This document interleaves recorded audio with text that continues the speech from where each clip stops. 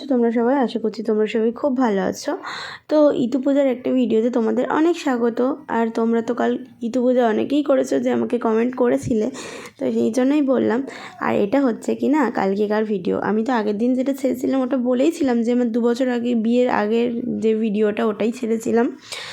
তো যাই হোক, এবারে না ঠাকুমা মারা যাওয়ার কারণে আমি 3টে ঘট বসিয়েছি। কারণ বাবা আর মায়ের নামে ঘট বসাইনি, কারণ ব্রাহ্মণ বারণ করেছিল যে মা বা বাবার নামে কোনো কিছুতে সংকল্প করা যাবে না, মানে শুভ জিনিসে।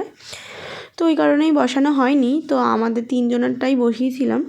তো তারপর আমি আস্তে আস্তে ঘরটা সাজিয়ে নিচ্ছিলাম। আর হচ্ছে কি ঘটের চারিদিকেও মাটি যেটা বসিয়েছিলাম ওখানেও ফুল দিয়ে সাজিয়ে নিচ্ছিলাম। তো কেমন হয়েছে অবশ্যই তোমরা কমেন্টে বলো যে ঘট সাজানোটা কেমন হয়েছে।